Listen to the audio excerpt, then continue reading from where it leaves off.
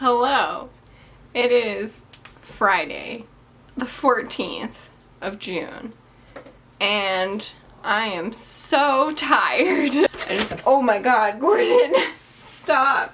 He thinks he can do things that he shouldn't. Because I just put a fucking scalding cup of tea of decaffeinated Constant Comment on my desk, and he thinks he can just fucking jump up on there. So I'm due for a reading wrap-up. The way I do reading wrap-ups, I'm trying to wrap up or to review the book shortly after I finish reading it, and then I'll do that throughout the month, and then at the end of the month I'll have a video of all of the books that I read and my opinions on them. That might be a little bit longer than like a summary reading wrap-up at the end of the month. So I read Life, the Universe, and Everything by Douglas Adams. It's the third book in the Hitchhiker's Guide to the Galaxy book series. It's called the Hitchhiker's Trilogy, but there's like a bunch of books in it. Fun fact, I found out that the like cricket plotline in this book was initially propositioned as a plotline for the Tom Baker Doctor Who, like for an episode of Doctor Who, which I think is really funny, and I can also kind of understand why this book is so plot heavy from that. Because yeah, this book is a lot more like conventional plot heavy compared to the other two Hitchhikers books that I read, The Hitchhiker's Guide to the Galaxy and The Restaurant at the End of the Universe.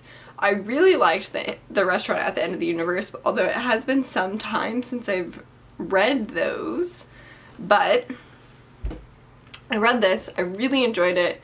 I think I gave it a 5 out of 5, and that's just because on its own, this is a great book, in my opinion. Like, I think you need to know, or you need to have read the first two books, probably, just to know who the characters are, like, what is even going on.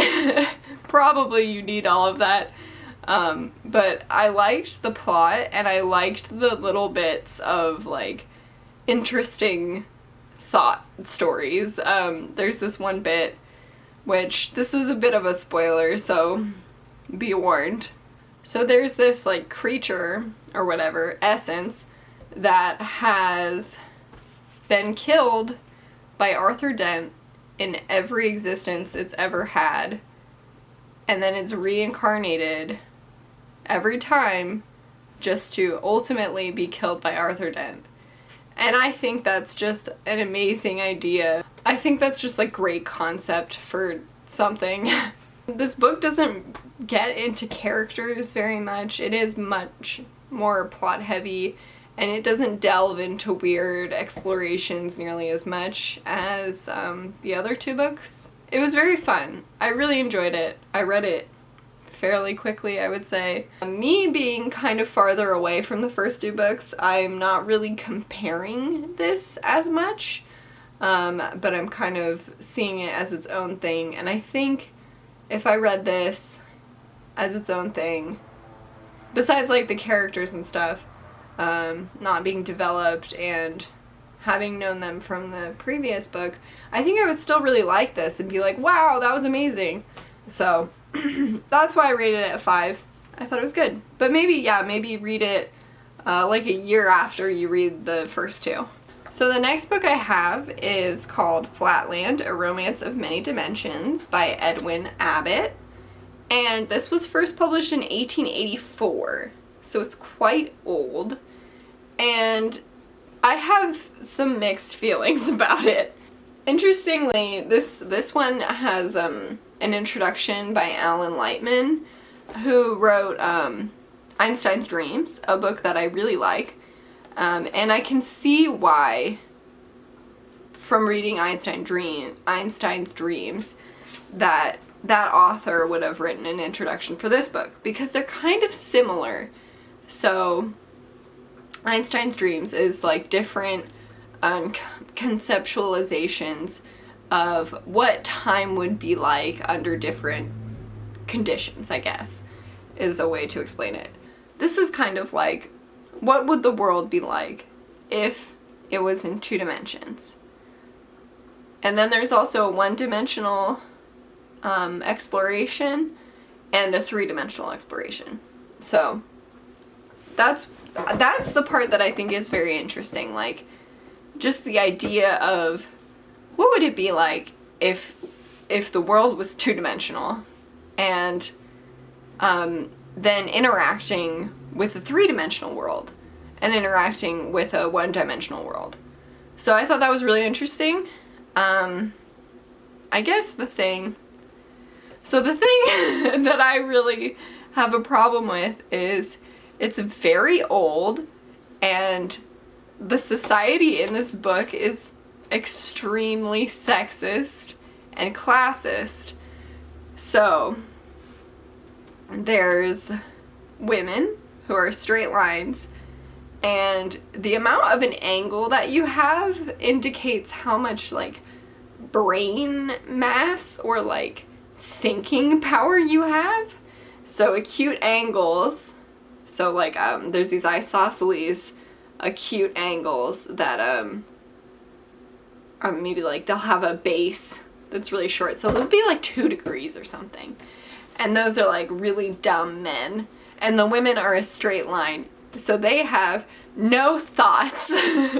The tact and skill which suffice to avert a woman's sting are unequal to the task of stopping a woman's mouth, and as the wife has absolutely nothing to say and absolutely no constraint of wit, sense, or conscience to prevent her from saying it, not a few cynics have been found to aver that they prefer the danger of the death-dealing but inaudible sting to the safe sonorousness of a woman's other end. My God! The kind of interesting thing about the women in this world is that because they're a straight line, they're very pointy, and it makes them very good at killing things. Men are still in power in this world though, so I like, there's like different diagrams and stuff, which is fun. I like geometry, so it's always fun to see like geometry in a fiction book. I really liked the exploration of the Lineland. Lineland I thought was really fun. The women are also dumb as shit there, and then in Sphereland they don't talk at all about women.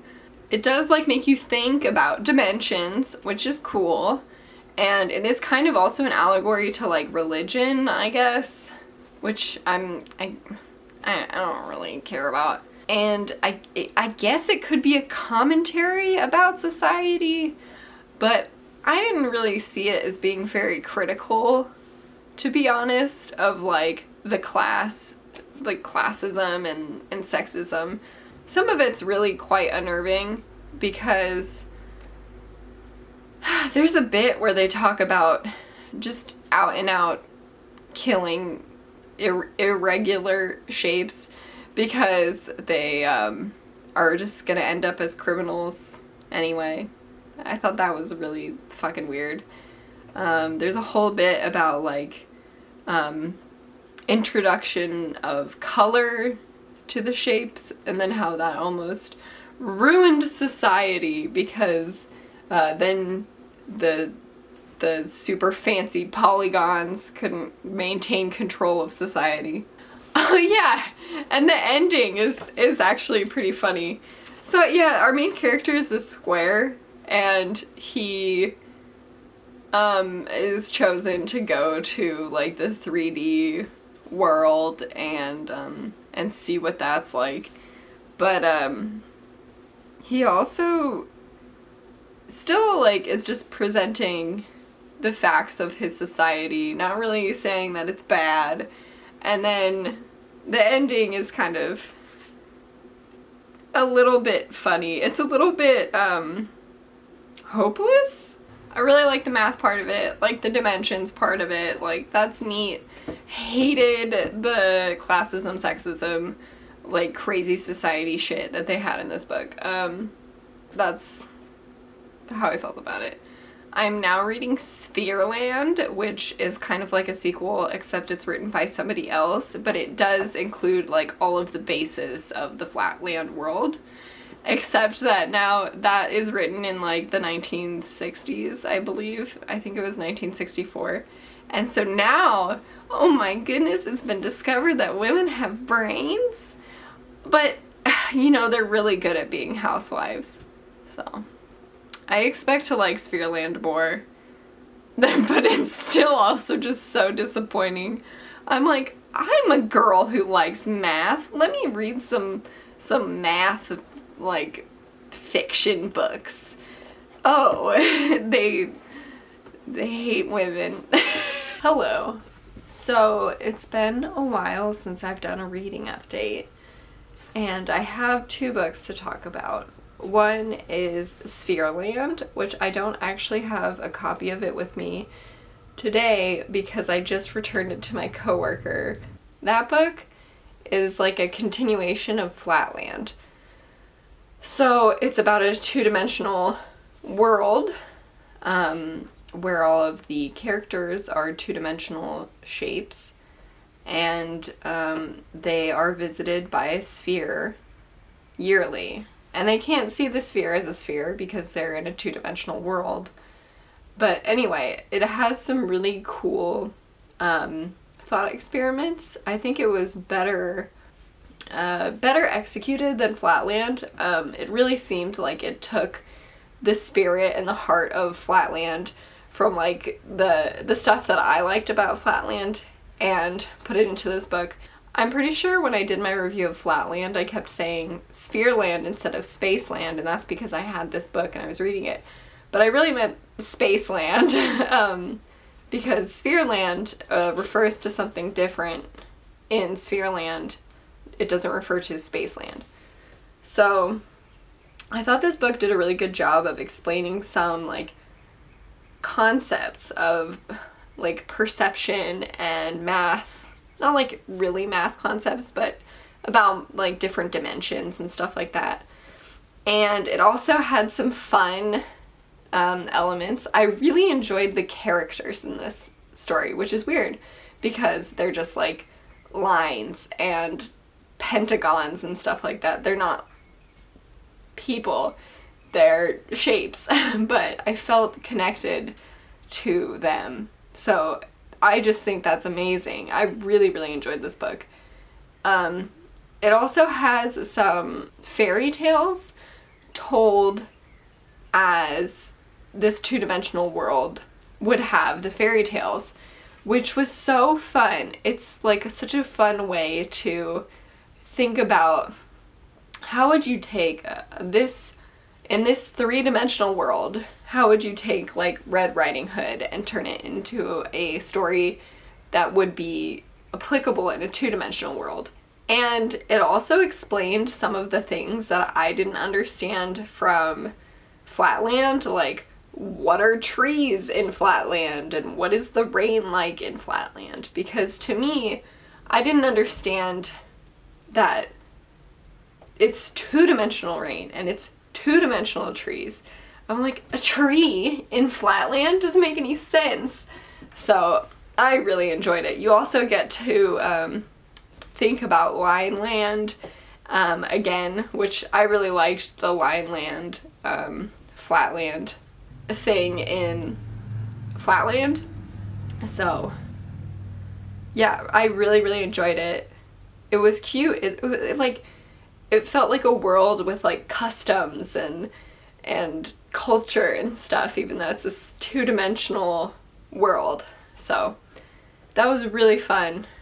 I really liked it. Liked it more than Flatland. I would say just read Sphereland because it has like a recap of Flatland in it anyway. It seems kind of mean to say because Flatland was like the original and it has, you know, all of the original thoughts from that author and stuff like that. I think the cool stuff that you can get from Sphereland, and it doesn't have as much as of the like infuriating sexism as Flatland did. There's also some sexism in Sphereland. It was written in the 60s, and it does mention something about women being housewives and stuff, so, you know, it happens. But it does also talk about some, like, cool women figures in Flatland. In Sphereland, in Flatland. Then the second book that I want to talk about is this book, Totto-Chan, which the subtitle is I think the little girl in the window. Let me see. I have a dust jacket for this, but it's on my night table, so we'll just. I actually really love how this book looks with just this pink cover and the simple text. I think it looks so cool. I'm so excited to take a picture of this for Bookstagram. Yeah, so it's Totto-Chan, the little girl at the window, and it's written by. It's by Tetsuko Kuroyanagi, I think is how you say that. Tetsuko, last name that I have difficulty saying, is like a very popular Japanese TV personality. The copyright is from 1981. So it is a little bit older, so she might be like an out of date, not out of date, that sounds so mean. She might be like a little bit of an older or like older school popular Japanese TV personality. But anyway, I thought that was interesting. And this book is just a love letter to her grade school that she went to when she was a child. And it was so sweet. So I read the dust jacket maybe like when I was a quarter of the way through, because I remember seeing something about World War II on the dust jacket description. And I was like, oh no, this is so cute. It's gonna be sad. Like, I don't want to read it if it's gonna be sad. And so then I read it and I was like, oh my god, this is like about a real person's childhood. And it's set in World War II during those times. So it might end up sad, but it seems like it's just gonna be like a memoir. And it was both of those things. It's not like overwhelmingly sad, I guess, but it does have some really sad elements to it, and it made me cry.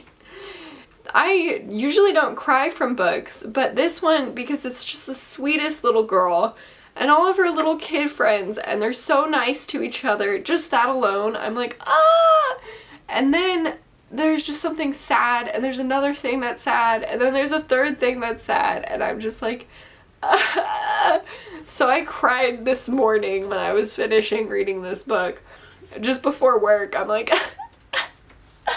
how dare she? I think it's pretty impressive to have a book so touching that it makes me cry. I think an element of it is that it is children in circumstances that they have no control over. They're really being, like, good. They're being good kids, and some things just happen that are sad in the world, and you're just a kid living through it sometimes, and I don't know, it just makes me so emotional.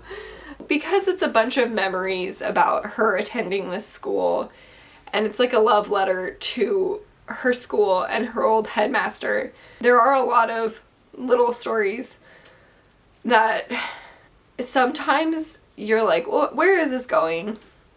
Like, is this leading anywhere, or am I just reading about all of these events? And then World War II becomes more important, and so you become very invested in the future of these children towards the end. So I'd say the first like half is very it's like a fun adventure because you're like diving into this school. Then I'd say the third quarter is a little bit, you're kind of waiting for things to change because it's not a novel. It doesn't have an arc really. And so then the fourth quarter, you're just like, I love these kids so much. That's how I felt about this book. This was entirely a cover buy. I got it at the thrift store, and I bought it because I don't have very much like Japanese fiction or nonfiction at all in my personal library. So I thought I should buy it, and it was a super cute book cover. And I'm really happy I got it because this was really, really, really cute. Okay, that's what I've read so far this month. It's what, the 25th? It's the 24th, so I don't have that much time left in the month. But I'm gonna try to squeeze in a writing book. I think it's called Becoming a Writer. Hello. So it's actually the 4th of July, but I still haven't wrapped up my books for this month.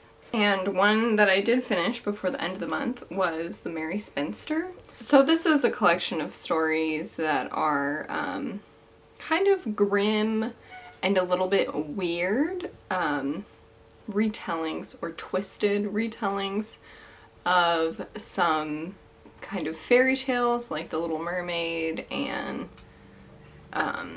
Cinderella. Maybe, there is a list that says what the books or what the stories are based off of or influenced by. So yeah, The Little Mermaid, Cinderella, and then a lot of other kind of common and not so common stories like Beauty and the Beast, The Velveteen Rabbit, etc. I thought it started out super strong. The first story was really cool. I enjoyed it quite a lot. I think the endings of a lot of the stories were a little bit abrupt and lackluster, to be honest. They usually have some sort of twist or go against like the typical. I think some of them are just just a little bit abrupt and unfinished. The first story is called The Daughter Cells, and it's inspired by The Little Mermaid. I thought this was quite enjoyable. I really liked the voice that it was told in. It was new and fun. And then I also really, really found The Thankless Child incredibly interesting. I think that was my favorite story. I don't know how I feel about the ending or any of that, but this is Gordon's paw, jeez. Now it's darker suddenly because Gordon is blocking my window. Yeah, I thought The Thankless Child was very interesting, and it wasn't very satisfying, but the world, like how it was built and the way that the story was told, like the voice it was told in, was really, really cool. Oh, there's one that I just didn't have very much fun with at all, called Some of Us Had Been Threatening Our Friend Mr. Toad, which is inspired by The Wind in the Willows, and Some of Us Had Been Threatening Our Friend Colby, which I haven't read that second one. But The Wind in the Willows is one of, like, my favorite things. I watched the movie a lot as a child. I think there's different versions, but whatever version I watched, I was like, ooh, this is so good, a warm blanket. And then I read it for the first time when I was in college, and I really, really enjoyed it. So this story, because it's in this like uncomfortable, dreary, like menacing Toad, I'm just like, oh, this is the opposite of a warm blanket. I kind of sped through the last half of this book and just read it really quite quickly, whereas the first half I feel like I was savoring it a little bit more, and then the last half I was trying to just kind of get through it. I'm not sure if I would like the stories in the later half more if I read them a little bit more spaced out. I think maybe reading all of these stories at once is a little bit much. They might be better suited spaced out between other things. And then I'm just gonna wrap up this book right now. I think I read this fully in July, but I'm not filming this until the 4th, so I might as well just include this in the wrap-up, so that I don't have to talk about it later. No. I read The Tale of Despereaux. The dust jacket is on my bedside table, so it's a beautiful book. This is like a pretty fancy book for me. It's hardcover, and then it has deckled edges. The previous book also has deckled edges, which is kind of fun. So The Tale of Despereaux was, I think, a pretty popular kids book when I was a child. I never read it as a kid. I really enjoyed it. This was also very, very dreary. It's very, so the setting is kind of like medieval. It's set in a kingdom. It's kind of like a dimly lit book. It's very dark. The kind of light points, or the happy points, are kind of the point. So, I don't know if what I said made any sense. It's about this little mouse, and he basically has to become a hero. And that sounds very lighthearted, so that's why I'm saying this is a very dark, dreary book. I'll start by saying I really liked the structure of this book. So our main story is with the little mouse, and then we go and we read a story about a rat, and then we also read a story about a little human girl. And I thought that was very interesting because depending on how things go, depending on like the choices, like any one of the characters in this book could have been like the hero, I guess, which I thought was very interesting. And you kind of, because you see their whole story and it's not a one-dimensional depiction, you don't hate them when they are the antagonist. There is one thing that I don't particularly like about this book, and there is a princess in this book who's a little girl, and then there is another little girl in this book who is sold by her father to a man who abuses her every day to the point where she has like cauliflower ears. I really do not like that. There's kind of a happy ending for her, but it's not good enough for me to just be like, wow, this girl has been given just a terrible start in life, and it makes me sad. So that's how I felt about it. So I gave this a 4 out of 5. Really solid book, and it was really quite quick, fast-paced. I mean it's a kid's book, so like the font is huge. So that's all that I read this month. I also read half of a book on like writing advice or writing tips, and I'm just not finished with it because I'm kind of pacing myself through it. I don't want to read it all at once. I don't know what book I'm gonna pick up next. Okay, I hope you enjoyed this, and goodbye.